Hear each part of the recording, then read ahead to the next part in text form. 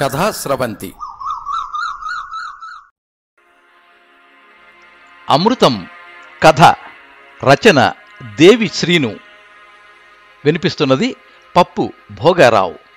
నిర్వహణా సహకారం ములగాడ సురేష్ కుమార్. సాంకేతిక సహకారం పప్పు వరుణ్. ఒరే నాయనా, నీకు సమయం ఆసన్నమైంది. ఇంకో కొద్ది క్షణాల్లో తిరిగి రాని లోకాలకు ప్రయాణం అవ్వాలి. సిద్ధంకా అంటూ సమవర్తి భటులు నా పక్కకొచ్చి ప్రేష అంటే పిలుపునిచ్చారు. మరి ఇంత హఠాత్తుగానా? విస్తుపోయి అన్నాను. తప్పదురా, వెళ్ళాలి. సెకండ్లో 1000వ వంతు కూడా లేటు కాకూడదు. క్రమశిక్షణలో మాకు మేమే సాటి. మమ్మల్ని నిలువరించే శక్తి ఎవరికీ లేదు. కాబట్టి వృధాగా మాట్లాడకుండా సిద్ధంకా అన్నారు. సమయం చాలా కొద్దిగా ఉంది. ఏం చేయను? అప్పటి వరకు నాలో ఉన్న తాపత్రయాలు, బెంగలు, బాధలు పటాపంచలైపోయాయి. నేనే శాశ్వతం కాదనుకున్నప్పుడు, ఏ బంధమూ నన్ను నిలువరించలేదనుకున్నప్పుడు చివరి మజిలీలో ఏం చేస్తే బాగుంటుందా అని ఆలోచించాను. ఎంత ఆలోచించినా ఆలోచనలు ఓ కొలిక్కి రావడం లేదు. ఆయన లేకపోతే నా జీవితం ఎట్లా పెడుతుందో దినా, పసుపు కుంకాలు లేని బతుకెందుకు అని భార్య రోధిస్తోంది. పసుపు కుంకాల రూపంలో నిత్యం నన్ను మోసే నా భార్య ఏడుపులో నా ఉనికి ఆవిడకి ఎంత అవసరమో తెలుస్తోంది. అప్పటి వరకు చాకిరీ చేసి అలసిన కొడుకు డాక్టర్ ఆశ లేదనే విషయం చెప్పాక నేను లేని జీవితం ఎలా గడపాలో ఆలోచిస్తున్నాడు. వాడికి నా మీద ఉన్న ప్రేమతో పాటు రేపు అనే దాని మీద వాడికి కలుగుతున్న స్పృహ నాకు ఆనందాన్నిచ్చింది. చివరి చూపుకొచ్చిన అల్లుడు మిగతా కార్యక్రమం తొందరగా అయిపోతే తన దైనందిన జీవితంలో పడిపోవచ్చు. అసలే లీవు తక్కువ శాంక్షన్ అయిందని బాధపడుతున్నాడు. అతని బాధలో వాస్తవం నాకు అర్థమవుతోంది. అందుకే బాధ కలగడం లేదు. ఇంకా బతుకుతాడనే నమ్మకం ఉంటే నిరీక్షించడం సబబుగా తోస్తుంది. రేపో మాపో పోతాడని రూఢిగా తెలిస్తే రేపే కరెక్ట్ కదా. ఇది ఎలాంటిదంటే, బాగా ఇష్టమైన వ్యక్తి వేరే చోటుకు వెడుతూ ఉంటే బాధ కలుగుతుంది. వెళ్ళటం తప్పదని తెలిసినప్పుడు బస్టాండ్ వరకు వెళ్ళి బస్సు ఎక్కిస్తాం. బస్సు ఎక్కి సీట్లో కూర్చున్నాక బస్సు ఎప్పుడు కదులుతుందా అని నిరీక్షిస్తాం. ఆ సమయంలో మాట్లాడేది, అక్కడే ఉండి కబుర్లు చెప్పుకునేది పెద్దగా ఏమీ ఉండదు. అందుకే బస్సు ముందు ఏ వ్యాపకం లేకుండా అలా ఊరికే నిలబడే కన్నా బస్సు బయలుదేరితేనే మంచిదనిపించదు. అంటే దాని అర్థం వాళ్ళు వెళ్ళిపోవాలని కాదు, ఉండి ఏమీ చేయలేనప్పుడు వెళ్ళటం మంచిదే కదా అని అనుకోవటం లాంటిది. ఇది అంతే. అందుకే అల్లుడి ఆలోచన సబబుగా ఉందనిపించింది. ఈ గొడవలో పడి పిల్లల ఆలనా పాలనా మర్చిపోయానని తనను తాను నిందించుకుంటూ నా మనవలకి తిండి పెట్టేస్తోంది కోడలు. ఆలస్యం చేస్తే పెద్ద ఆయన కుటుక్కుమంటాడు. అప్పుడు హడావిడి మొదలవుతుంది. ఆ గొడవలో పిల్లలకు ఇబ్బంది కలగకూడదని ఆ తల్లి మనసు ఆరాటపడుతోంది. అది నాకు తప్పనిపించలేదు. పోయేవాళ్లతో ఉన్నవాళ్లు పోలేరు కదా. కోడలు కరెక్టే అనిపించింది. అమ్మా, తాతకేమైంది? తల్లి పెట్టే గోరుముద్దలు తింటూ ఆలోచనగా అడిగాడు నా పేరు పెట్టిన నా మనవడు. తాతగారు ఇంకాసేపట్లో దేవుడి దగ్గరికి వెళ్తారు నాన్న అంటోంది కోడలు. మళ్ళీ ఎప్పుడొస్తారు అడుగుతున్నాడు. ఇంక రారు. మరి సెలవుల్లో మనం తాతయ్య వాళ్ళ ఊరు రామా? లేదు, మా అమ్మనే మన ఊరు తీసుకుని వెళ్ళిపోతాం. వద్దమ్మా, తాతను మనతోనే ఉండమను. ప్రతి సంవత్సరం మనం ఇక్కడికే వద్దాం. ఈ మాట విన్న నా కూతురు పొగిలి పొగిలి ఏడుస్తూ ఇంకా అదృష్టం మనకు లేదంటూ బాధపడుతోంది. బయట గొలుసు వేసి కట్టేసిన నేను పెంచిన కుక్క ఎవరేది పెట్టినా తినకుండా నా కోసం ఎదురు చూస్తోంది. నేను పెడితేనే తినటం దానికి అలవాటు. గొలుసు తెంపుకుని నా దగ్గరికి రావాలని దాని ప్రయత్నం. ఏడుస్తూ గొలుసు విప్పమని గొడవ చేసేస్తోంది. ఒక మనిషి అస్తిత్వం చుట్టూ ఎన్ని అనుబంధాలు, అనుభూతులు ఉంటాయో కదా అనిపిస్తోంది. నా ప్రాణం ఇంకా పోలేదు. మెల్లగా నన్ను కిందకి దించి నేనెప్పుడు సేద తీరే మా ఇంటి పెరట్లో ఉన్న వేప చెట్టు కింద పడుకోబెట్టారు. ధనిష్టా పంచకం వస్తోంది, బయటికి తెండిని ఎవరో అంటే నన్ను చాప వేసి పడుకోబెడుతున్నారు. ముచ్చటపడి కట్టుకున్న ఇంటి నుంచి చివరిసారిగా బయటికి వస్తున్నట్టు తెలుస్తోంది. ఇంకా దీనికి నాకు రుణం తీరిందని తెలుస్తోంది. చెట్టు కింద పుట్టలో ఉన్న చీమలు నా మీద పాకుతున్నాయి.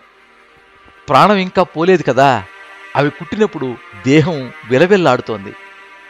ఎవరైనా గుక్కెడు నీళ్లు పోస్తే బావుండనిపిస్తోంది. మాట పెగలటం లేదు. ఎవరి గొడవలో వాళ్ళున్నారు. అపరకర్మలు చేసే ఆయన కోసం ఒకరు బయలుదేరారు. ఆయన కాస్ట్లీరా, వేరే కొన్ని వెతకండి ఎవరో అంటున్నారు. పోయాక ఏది జరిగినా తెలీదు. ఉన్నవాడికి రేపనేది ఉంటుంది కదా, వాడు బతకాలంటే డబ్బు కావాలి. ఆ సలహా మంచిదే అనిపించింది. నా శరీరం సాగనంపడానికి చివరిసారిగా బేరసారాలు జరుగుతున్నాయి. ఎవరో తులసి తీర్థం పోయమంటున్నారు. నేను రోజు సంధ్యవార్చి ఏ తులసిలో నీరు పోసేవాడినో ఆ తులసి చెట్టు ఆకులే చివరిసారిగా నా దాహార్తి తీర్చేందుకు సన్నద్ధమవుతున్నాయి. 2 గుట్టలు మింగాక నా మనవడు ఒక్కసారి నా దగ్గరకొచ్చి ఆవకాయ తిన్న చిట్టి చేతులతో నా నోట్లో తను నీళ్లు పోస్తానని పట్టుపట్టాడు. వాడిని వద్దని సముదాయించడానికి అందరూ నానా తిప్పలు పడ్డాక విధి లేక వాడితో తులసి నీళ్లు నా నోట్లో పోయించారు. వాడి చేతి నీటితో ఆవకాయ రుచి నా నాలికకి తగిలి ప్రాణం లేచొచ్చింది. పోతుందనుకున్న ప్రాణం నాలో చేరేసరికి శరీరంలో చిన్న కదలిక మొదలైంది. నా కొడుకు వెంటనే స్పృహలోకి వచ్చి నాన్న కదులుతున్నాడు అని ఆనందంతో అరిచాడు. ఒకసారి అందరిలో ఆశ్చర్యం. పరుగున వచ్చి నా భార్య నా మనవణ్ణి ముద్దు పెట్టుకుని డాక్టర్కి కబురు చేయమంది. డాక్టర్ వచ్చాడు. చివరిసారిగా ప్రయత్నించాడు. అప్పటి వరకు గొలుసు తెంపుకునేందుకు తాపత్రయపడ్డ నా కుక్కకి ఎవరో గొలుసిప్పారు. అది పరుగును వచ్చి నా వంటిపై పాకుతున్న చీమలని కోపంగా చూసి నాలికతో నాకి నాకు ఉపశమనం కలిగించేందుకు సహకరిస్తోంది. నాన్నని లోపలికి తీసుకుని వెళదామంటోంది నా కూతురు. డాక్టర్ మందులిచ్చాడు. కాసేపటికి కళ్ళు తెరిచాను. సెలైన్ ఎక్కించాడు.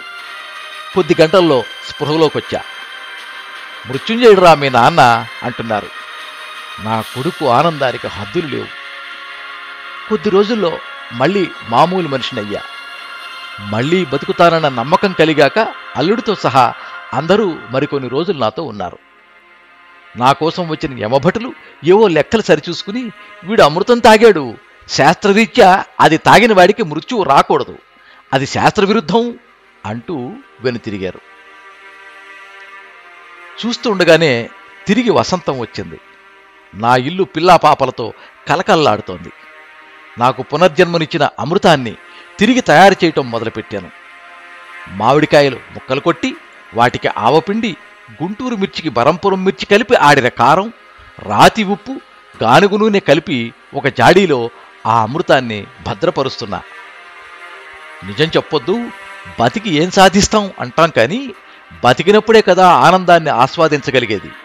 వెతకాలే గాని ఆనందం ప్రతి దాంట్లోనూ ఉంటుంది.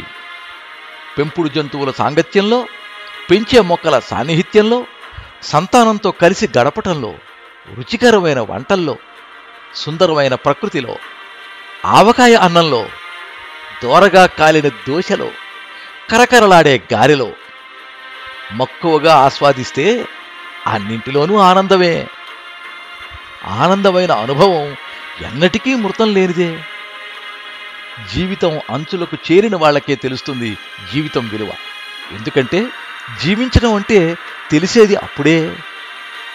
60 దాటిన జీవితం బోనస్ లాంటిది. 50లో ఉన్న జీవితం అనుభవించడానికి ఇంకా సమయం ఉందని చెప్పేది. 40లో జీవితం ఆనందం గురించి అవగాహన కలిగించేది. 30లో జీవితం దొరికిన దానిలో ఆనందం వెతుక్కునేది. 20లో జీవితం మన జీవన విధానమే ఆనందం అనే భ్రమ కలిగించేది. 20 లోపు జీవితం ఏది జరిగినా అదే ఆనందమని మురిసిపోయేది. ఆనందం కోసమే జీవితం. దాన్ని మిస్ అవ్వకండి. ఆనందంగా గడిపిన ప్రతి క్షణం అమృతమే అన్న సత్యాన్ని గుర్తించండి. మీరింతవరకు అమృతం కథ విన్నారు. రచన శ్రీ దేవి శ్రీను. వినిపించిన వారు శ్రీ పప్పు భోగారావు. ఈ కథ మీద మీ అమూల్యమైన అభిప్రాయాన్ని కింద కామెంట్ బాక్స్లో రాయండి. ఈ వీడియోని లైక్ చేయండి, మీ మిత్రులందరికీ షేర్ చేయండి. ఇలాంటి మరిన్ని మంచి కథలు వినిపించడానికి ఈ ఛానల్ని సబ్స్క్రైబ్ చేసుకోండి. పక్కనే ఉండే బెల్ ఐకాన్ని క్లిక్ చేస్తే ఇలా అప్లోడ్ చేసే వీడియోల వివరాలన్నీ కూడా మీకు ఎప్పటికప్పుడు నోటిఫికేషన్ ద్వారా తెలుస్తాయి. ఎప్పుడు మీ అభిమానాన్ని కోరుకునే పప్పు భోగారావు. సర్వే జనాః సుఖినో భవంతు. కథా స్రవంతి.